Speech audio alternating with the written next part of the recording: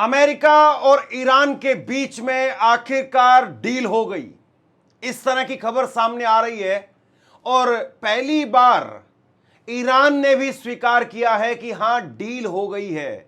लेकिन ट्रंप जो कुछ कह रहे हैं, ईरान कह रहा है कि वो पूरी तरह से सच नहीं है, उसमें काफी बातें सच हैं।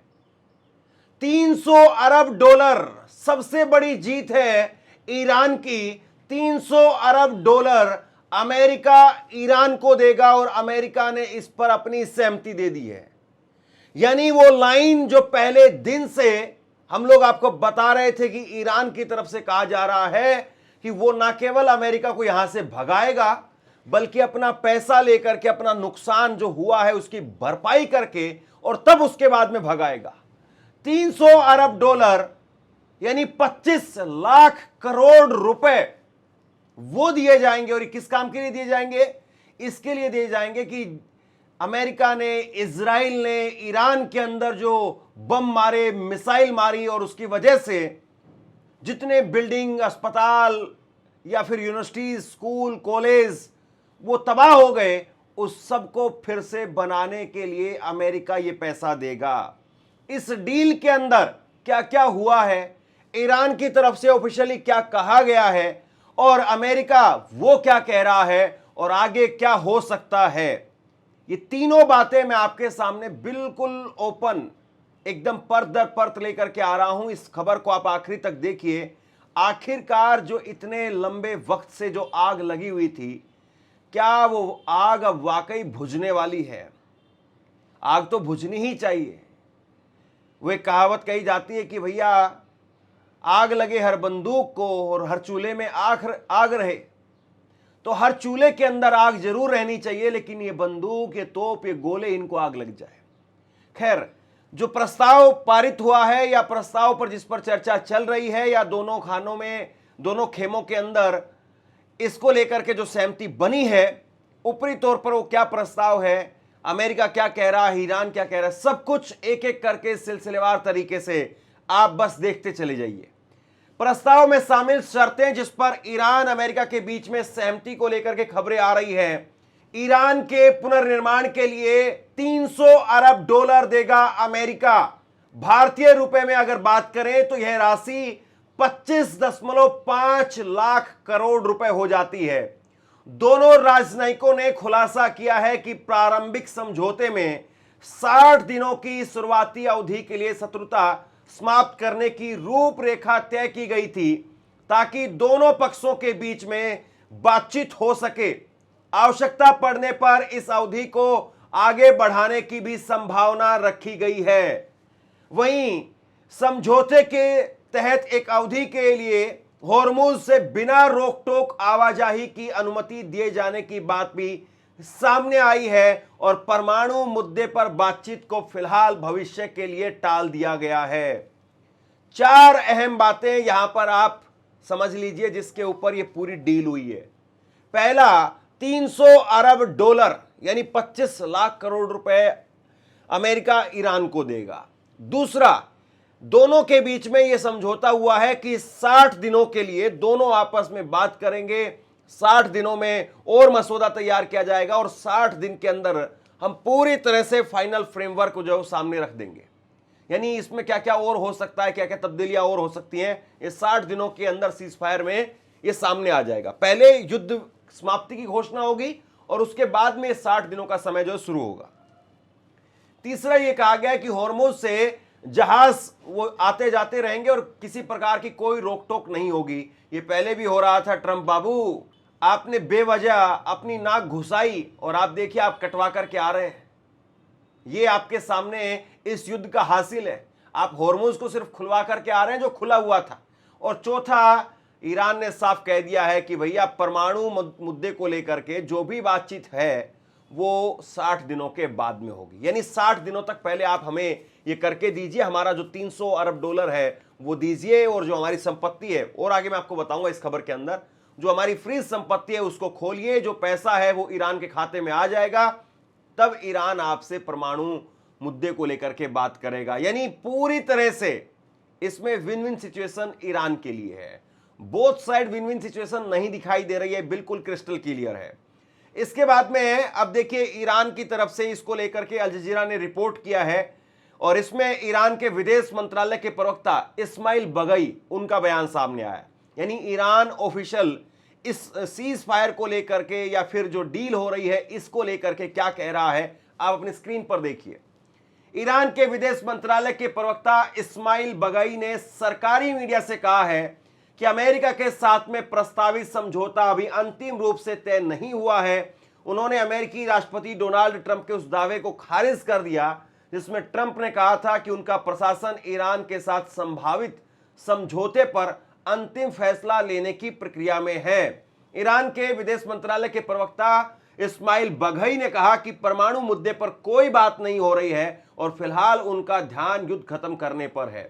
वहीं ईरान की फोर्स न्यूज एजेंसी ने भी सूत्रों के हवाले से बताया है कि समझौते के ड्राफ्ट में परमाणु सामग्री को नष्ट करने जैसी कोई शर्त शामिल नहीं है। ट्रंप के हालिया बयान सच और झूठ का मिला जुला रूप है। जैसा मैंने आपको बताया कि ईरान कह रहा है इस बात को कि हां ट्रंप जो बोल रहे हैं उसमें सच है, लेकिन सच के साथ साथ उसमें झूठ भी है। झूठ क्या है? झूठ सिर्फ ये है कि भैया ये परमाणु समझौता भी अभी हो रहा है, परमाणु समझौता अभी नहीं हो रहा है। और बिल्कुल साफ तौर पर ईरान के विदेश मंत्रालय के प्रवक्ता की तरफ से साफ कर दिया गया कि परमाणु पर कहीं कोई बात नहीं हुई है और ईरान ये सरासर झूठ बोल रहे हैं। देखिए ये आखिरी में प्रेशर टैक्टिक्स है और ये एक तरीके से एक दूसरे के ऊपर मनोवैज्ञानिक तरीके से प्रेशर बनाने वाली बात है। बाकी दोनों देश जानते हैं, दोनों देशों के प्रतिनिधि वो जानते हैं कि बात हो रही है। ये केवल जो है वो भाषणबाजी करके वो केवल और केवल अपने लोगों को खुश करने की कोशिश हो रही है। अमेरिका किसी तरीके से अपनी साख बचाने की कोशिश कर रहा है। अमेरिका को लगता है कि उसकी बड़ी फजीयत होगी और इसीलिए ट्रंप जो है वो हवा निकालने की कोशिश कर रहे हैं क्योंकि किसी तरीके से जो उनके खिलाफ एक माहौल खड़ा होगा कि भैया आप क्यों गए थे, आपने इतने लोगों को मरवा दिया, अमेरिका का इतना नुकसान करवा दिया, पैसा देकर के अब आना पड़ रहा है, क्यों गए थे 30 मार्खा बन करके, क्यों गए थे 56 इंच की छाती वहां पर लेकर के जब तुम्हारे अंदर दम नहीं है, तो अपने घर में क्यों नहीं बैठे रहे, क्यों दुनिया के ऊपर हेकड़ी जमाते हुए घूम रहे हो जब तुम्हारे बस की बात नहीं है। तो ये सारे सवाल जो है वो ट्रंप के ऊपर खड़े होंगे और ट्रंप इसीलिए किसी तरीके से उलझुल बयानबाजी करके लोगों का ध्यान भटका करके और जो मेन हेडलाइन है उससे लोगों का ध्यान हटाने की कोशिश इस वक्त में ट्रंप बाबू कर रहे हैं। अब इसके बाद में देखिए ईरान के विदेश मंत्रालय के प्रवक्ता इस्माइल बगई ने कहा है कि तेहरान और वाशिंगटन के बीच में संदेशों का आदान प्रदान जारी है, लेकिन दोनों देशों के बीच में अभी तक अंतिम समझौते पर सहमति नहीं बनी है। तो ईरान पहली बार इस बात को स्वीकार कर रहा है कि तेहरान और वॉशिंगटन वो एक दूसरे से डायरेक्ट बात कर रहे हैं। तेहरान और वॉशिंगटन के बीच में एक दूसरे को लेकर के सीधी बात हो रही है। इसमें पाकिस्तान नहीं है, इसमें बाकी और कोई मध्यस्थ नहीं है और दोनों देश आपस में बात करके। और इस वक्त में आप देखिए कि जो विदेश मंत्री हैं अब्बास अरागची वो साइलेंट हैं पिछले 2-3 दिनों से, क्योंकि जाहिर सी बात है पूरे फ्रेमवर्क को देख रहे हैं और छोटी छोटी बातों पर जो आदमी मेन लीड रोल में होता है वो छोटी छोटी बातों पर आकर के छीटाकसी नहीं करता है। छीटाकसी करने का काम वो प्रवक्ता को दिया गया है, विदेश मंत्रालय के प्रवक्ता को दिया गया है कि वो बीच बीच में आकर के अपनी बात कहते रहें, अपनी क्लैरिटी देते रहें या जहां पर प्रेशर बनाने की जरूरत है वो प्रेशर बनाते रहें। डील इतनी आसान भी नहीं होती है दोस्तों। अगर इतना ही आसान होता डील करना तो फिर डील कभी की हो चुकी होती। और डोनाल्ड ट्रंप जिन्होंने अपनी पूरी जिंदगी डील की है वो तो पूरी तरह से जो है वो इस ईरान के साथ में जंग में युद्ध में एक्सपोज हो चुके हैं कि भैया पूरी जिंदगी आपने बिता दी, पूरी जिंदगी आपने निकाल दी डील करने में, लेकिन आप ईरान के आगे डील में जीत नहीं पाए, ईरान के आगे आपको घुटने टेकने पड़े। यही अंतिम सत्य है और इसी अंतिम सत्य के साथ में डोनाल्ड ट्रंप के साथ में ये इतिहास चिपक गया है, उनके ऊपर एक काला धब्बा लग गया है। आपको 300 अरब डॉलर 25 लाख करोड़ रुपए ईरान को देना पड़ रहा है। अमेरिका अपनी किसी तरीके से वहां से पूंछ निकाल करके आगे निकलना चाहता है क्योंकि उसकी पूंछ पर पैर रख दिया है ईरान ने और ईरान कह रहा है कि छोड़ेंगे नहीं, ऐसे हल्के में जाने नहीं देंगे। जो नुकसान किया है और पहले दिन से इस बात को ईरान कह रहा था। आप देखिए कि जो दुनिया में अपने आप को सुपर पावर बताते हैं, जो प्रधानमंत्री नरेंद्र मोदी को धमकी देते थे कि 1 मिनट में मैं तुम्हारा कैरियर तबाह कर दूंगा, ये डोनाल्ड ट्रंप की तरफ से धमकी आई। डोनाल्ड ट्रंप जो ये कहते हैं कि मैंने इंडिया को 1 महीने के लिए रसिया से तेल खरीदने के लिए इजाजत दे दी है, इतने बड़े मुल्क को, दुनिया के सबसे बड़े डेमोक्रेटिक मुल्क को धमकी दे रहे थे और इतने बड़े मुल्क को अपने इशारे पर चलाने की कोशिश कर रहे थे, ईरान ने नाक में नकेल डाल दी है। और अब अमेरिका, ये जो डील हो रही है, इस डील में अमेरिका 300 अरब डॉलर दे रहा है। क्यों दे रहे हैं आप? जन्मदिन का केक काटने के लिए नहीं दे रहे हैं। जो आपने नुकसान किया है उसकी भरपाई आपको करनी पड़ेगी। और होर्मुज, हाथ पैर जोड़ने पड़े आपको, तब जाकर के होर्मुज खुल रहा है। आपकी सेना, दुनिया की सेना, आपने तमाम देशों से कहा कि चाइना आ जाइए, जापान, जर्मनी, सबको आपने बुला लिया कि सब अपनी सेनाएं भेजिए और होर्मुज को हम खुलवा देंगे। आपकी दादागिरी, आपकी हेकड़ी वो ईरान ने कैसे निकाल दी और कैसे मुस्तफा खामेनी बिना पिक्चर में आए, एक बार 1 सेकंड के लिए, आप सोचिए उस देश की ताकत को, 1 सेकंड के लिए कभी उनकी कोई तस्वीर सामने नहीं आई।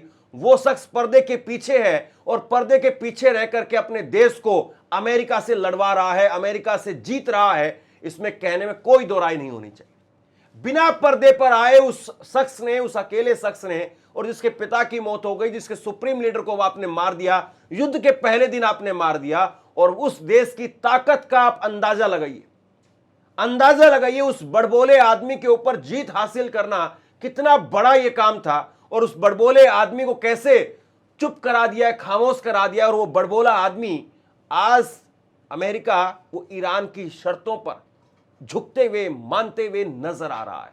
ये अपने आप में एक तरीके से यूं कहिए कि झुकती है दुनिया, झुकाने वाला चाहिए। वो काम जो है वो ईरान ने करके दिखाया है। दुनिया के इतिहास में दर्ज हो गया कि डोनाल्ड ट्रंप, अमेरिका की सुपर पावर को ईरान ने किस तरीके से, किस वक्त में और कैसे झुकाया था।